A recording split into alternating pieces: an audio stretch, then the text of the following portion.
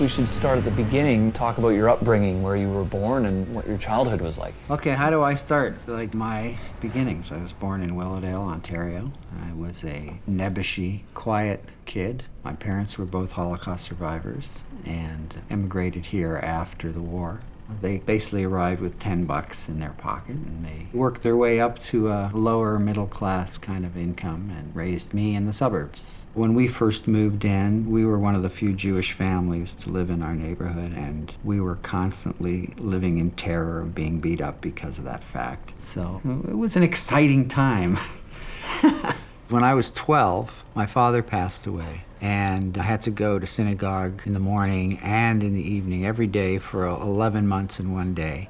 I was not really allowed to listen to music. So that whole year was devoid of what all the other kids were just starting to get turned on to. After the year, he really came out, and he was himself.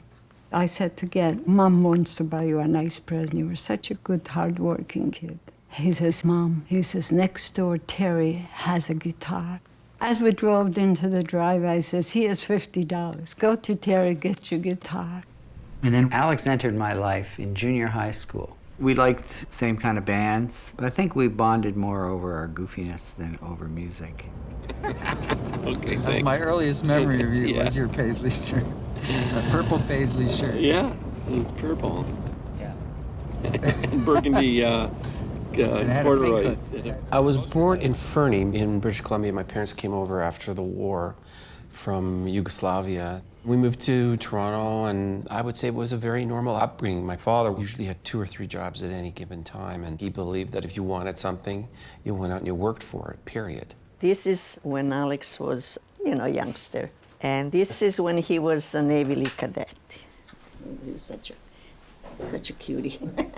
One day he came and he said, Mom, Dad, if I bring you a good report card, will you buy me a guitar? And, he brought a very good report card, and we promised, and we didn't even have money. We just borrowed the money and bought him a guitar. I would come home after school and play until dinner, and then supposed to do my homework and just played guitar all the time. I couldn't stop playing. This wasn't here. None of these houses. It's just the school and a field. Yeah.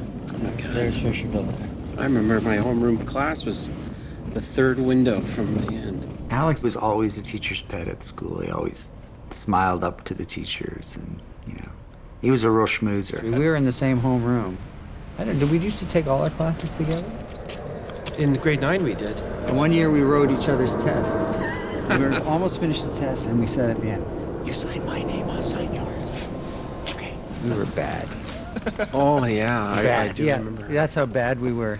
Yeah. We upset the teacher.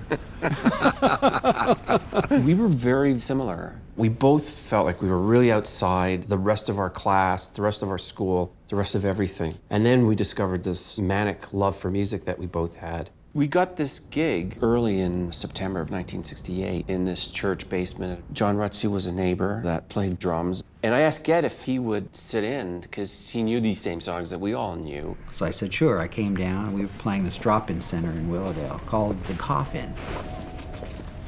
That was the coffin there. We used to come in here and used to go downstairs. When we had maybe 35 people there, and we got paid $10 to do the show for the whole band, not each, $10. And we went to Panzer's Deli afterwards, and the 3 of us sat in a booth planning our takeover of the world. My head is full of sunshine. My world is spinning round. Here come the magic people. The people with the freedom sound.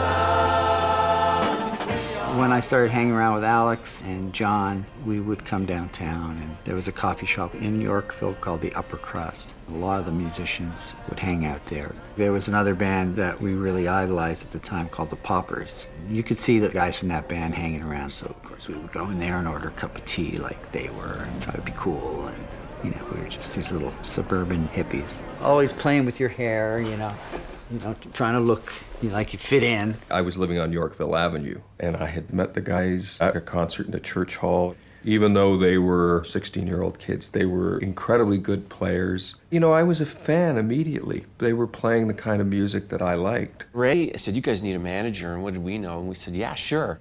Get us up to $12 from $10. And Ray started booking dances and putting up posters on telephone poles, and we started to grow. In Ontario at the time, with a drinking age that high, the high schools took it upon themselves to create entertainment for teenagers. So there was a real circuit to do. That's really what bands did back then. You played at a school dance, and hopefully you had a repertoire that covered lots of the current popular music, but that wasn't really our thing. I had a woman not too long ago.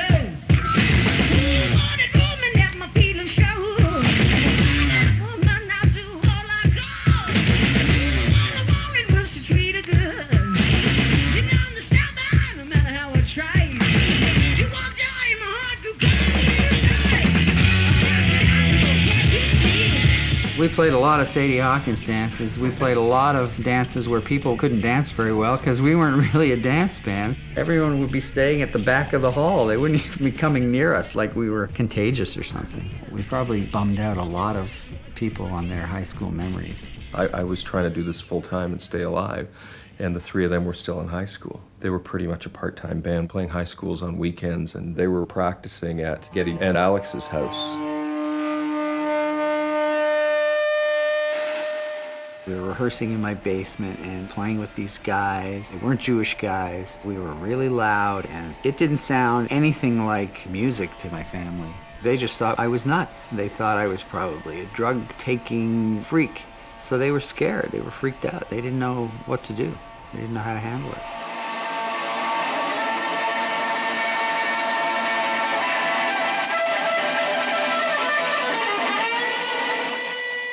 The whole neighborhood was just bumping because the music was so loud and everything was vibrating. I really didn't like it. It wasn't my kind of music, you know.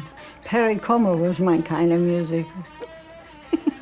Alex's mom and I used to talk always on the front, cry at each other's shoulder. It was hard because he wanted to just play and practice, and he couldn't study. He would go to sleep late, couldn't get up.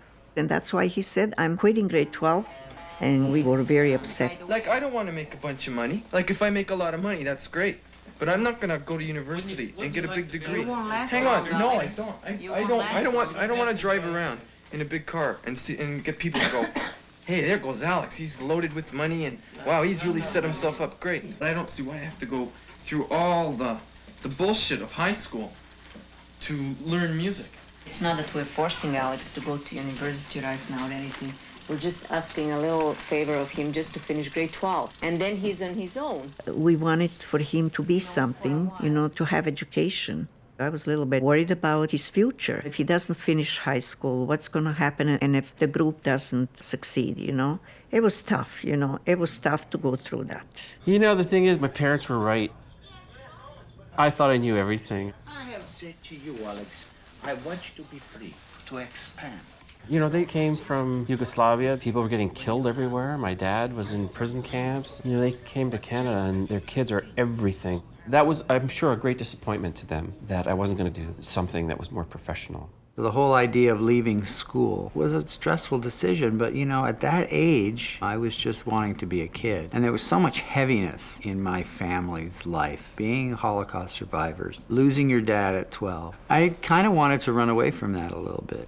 To my mother, it was the equivalent of joining the circus, really. She didn't see any music in what we were doing. This was just madness. And she didn't really get it until she one day, years later, saw me on television. And then it kind of, oh, he's an entertainer, you know.